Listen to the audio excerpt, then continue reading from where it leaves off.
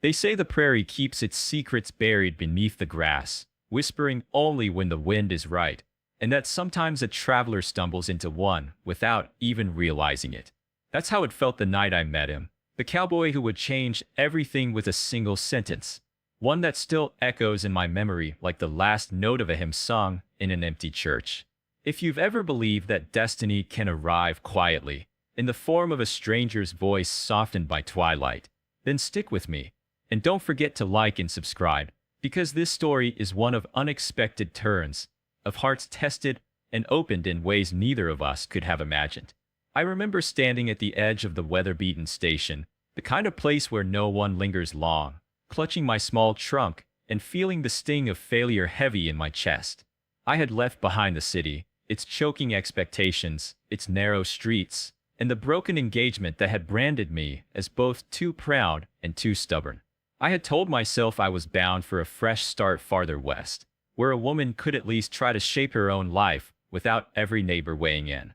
But when the stagecoach broke down and the driver muttered about repairs that might take days, I found myself stranded in a town too small to offer anonymity and too curious to offer peace. That was when I first saw him. Luke Holloway, tall and broad in the fading light, his hat pulled low, a figure who seemed to belong to the land in the way cottonwoods belong to the riverbank. He wasn't the sort of man a woman ignored, not because he sought attention, but because he carried silence the way others carried noise, and silence is often the loudest thing in a room. He noticed me, of course, the stranger with dust on her hem and uncertainty in her eyes, and with a simple nod, he approached, his boots whispering against the planks. "Evening, miss," he said, his voice low, a sound that seemed to rumble more than speak, as if the earth itself had given him the words. I stiffened, uncertain whether to trust him, but there was something in his manner, not brusque, not intrusive, but deliberate, as though every syllable he uttered had been weighed before it left his mouth. The storm clouds gathering on the horizon gave him his chance. He glanced at the sky, then back at me, and said words I will never forget. "Stay here tonight. Tomorrow I'll show you my ranch and my heart." I almost laughed at the boldness of it, almost dismissed him as another man with honey on his tongue, but there was no smirk on his face, no glint of calculation in his eyes. It wasn't a lie. It was a truth he had chosen to share as casually as some men comment on the weather. And somehow, against my better judgment, I felt my grip loosen on my trunk, my heart stumble against its own walls. The storm broke as if to punctuate his invitation, rain lashing against the earth in sudden sheets, and when he lifted my trunk with one hand as though it weighed nothing, I found myself following him without protest, as if the prairie wind itself had decided for me. His ranch lay several miles out, the wagon wheels carving grooves in the mud as lightning lit the wide sky, and all the while he spoke little, save for pointing out landmarks swallowed by darkness. Yet silence between us was not uncomfortable. It was full, like a book with its pages waiting to be read, and I caught myself wondering what stories had carved those lines in his weathered face, what sorrows had placed that thread of silver in his dark hair. By the time we reached his homestead, a sturdy log house standing firm against the storm, windows glowing with the promise of warmth, I realized I had crossed not just miles of prairie, but a threshold into something unknown. Inside, the air was rich with the scent of wood smoke and leather, the hearth crackling against the chill, and he moved about with the quiet efficiency of a man long used to solitude. He set my trunk by the door, offered me a place near the fire, and when he handed me a mug of coffee strong enough to steady any weary traveler, his fingers brushed mine in a way that was unintentional yet charged, a reminder that I was no longer a spectator in his story, but a participant in whatever this unfolding thing would be. As the storm raged outside, I told him fragments of my life, enough to explain why I was alone, not enough to reveal the ache I carried.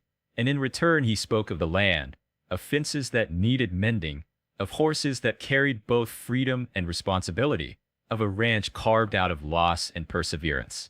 The more he spoke, the more I realized his heart was tethered to this soil, to the wide, harsh, beautiful stretch of prairie that had demanded everything of him.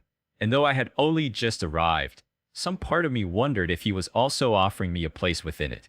That night, lying in the room he had set aside for me, Listening to the storm subside into silence, I found myself replaying his words over and over. Stay here tonight.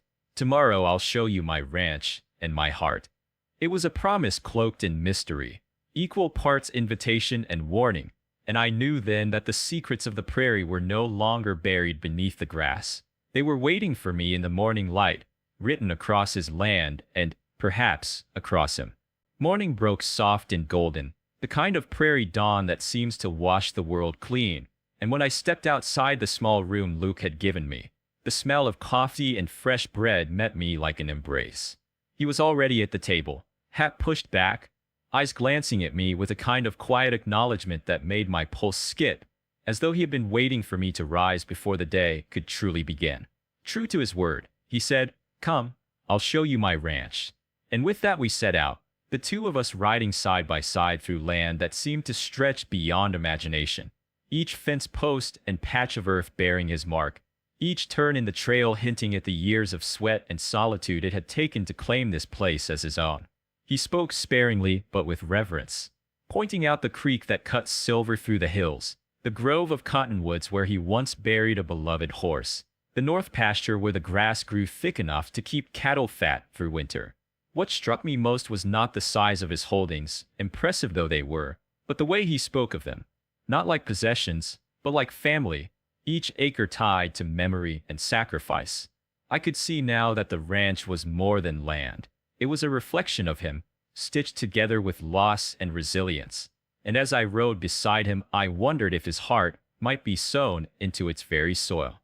Yet for all its beauty, I sensed shadows too. He would glance towards certain stretches of fence line with a tightness in his jaw, or fall silent when I asked about his neighbors. And though he did not say it outright, I began to sense that others coveted what he had built, that his solitude was not simply a choice, but a shield against those who would see him undone. We returned by midday, the sun high and warm, and he showed me the barn where horses stamped and snorted, their coats sleek beneath his careful tending, then the garden he had kept modest but alive, confessing he never had much time for it alone. It was in that barn, standing among hay dust and the smell of leather, that I caught him watching me in a way that made me catch my breath. Not bold, not unkind, but searching, as though he was weighing not only who I was, but whether he could trust me with the weight of what he carried inside. I busied myself brushing down a mare he introduced as Midnight, though my hands trembled slightly on the brush, because the truth was dawning on me with startling clarity. I had not come here simply by chance, nor was his invitation one of idle hospitality. He had brought me here because he wanted me to see more than his home. He wanted me to see him. And as we shared a simple midday meal, as he poured me water from the well and asked me about my teaching back in the city, I began to feel the ground shift beneath my feet. For the first time in years, someone was asking not what I could provide, not what I had failed to be, but who I was when no one else was watching. That evening, as the sun dipped low and painted the prairie in amber fire, Luke stood with me on the porch and said nothing, his silence carrying more weight than words ever could. And in that silence I realized I wanted desperately to know what else he was holding back, what parts of his heart he had not yet let me see. The ranch was vast and filled with wonders, but the true mystery lay in the man beside me, and I understood then that his promise had only just begun to unfold. Tomorrow, and the days after, might reveal not only his land but the fragile, guarded heart that beat beneath his steady exterior. The prairie has a way of testing both land and people, and by the time I had spent more than a week on Luke's ranch, I knew it would test me too. Each day I rose with him before dawn, learning his rhythms, how to saddle a horse, how to mend a stubborn fence line, how to listen to the quiet and notice when something was wrong. Yet for all the tasks, it was the silence between us that said the most. Sometimes, in the barn, I would catch him looking at me with that searching gaze of his, as if he was weighing not just who I was, but whether I was strong enough to stay. Other times, I would see his shoulders tighten when a rider appeared on the horizon, and though he said little, I could feel the tension like a storm in his chest. His land, I came to understand, was not merely his pride, it was his burden, a piece of earth others longed to take from him. One evening, as the sun burned low and painted the sky in streaks of crimson, we were confronted by that truth. A rider came to the fence line, bold and uninvited, his smirk sharp as a knife when his eyes slid toward me. Luke stood tall beside me, broad and immovable, his voice like iron when he told the man to leave. And though the rider tipped his hat and rode on, the air between us felt heavier than before. That night, Luke paced the porch long after dark, his jaw set, his hands restless. "If you want to leave in the morning, I'll take you to town," he said finally, his voice quiet but strained. The words struck deeper than I expected, not because he doubted me, but because I realized how much it cost him to give me the choice. I stepped closer, my heart hammering, and said, "And if I don't want to leave?" For the first time, his guarded look softened, the faintest hint of relief flickering across his face. "Then you stay," he whispered, "and we face whatever comes together." The days after were tense, yet strangely tender. He showed me more of himself in small ways. The worn pocket watch that had belonged to his father, the way he read poetry softly by lamplight when he thought I had already gone to bed, the way his voice caught when he spoke of building this place out of loss and stubborn hope. And I, in turn, found myself laughing again, sharing stories I hadn't spoken in years, feeling the walls I'd built around my own heart begin to fall. When trouble came, it was as we both knew it would. Blackwell returned at dusk with 2 men at his side, demanding the land as if it were already his. His threats were smooth and practiced, but when his eyes lingered on me, I felt the chill of what he truly wanted. Not just the land, but the power of breaking what Luke held dear. Luke stood unyielding, his voice calm but edged with steel. "You'll take nothing from me," he said. And for the first time, I saw not just the rancher who bore his solitude like armor, but the man whose fiercest fear was losing someone he had allowed into his heart. I stepped closer, refusing to be a shadow or a weakness to exploit.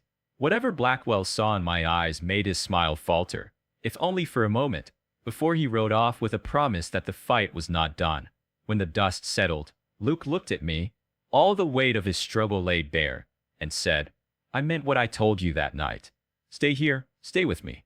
The ranch is mine, but my heart," his voice broke, but his eyes held steady. "My heart is yours if you'll take it." And in that moment, beneath the blaze of the prairie sunset, I knew I already had.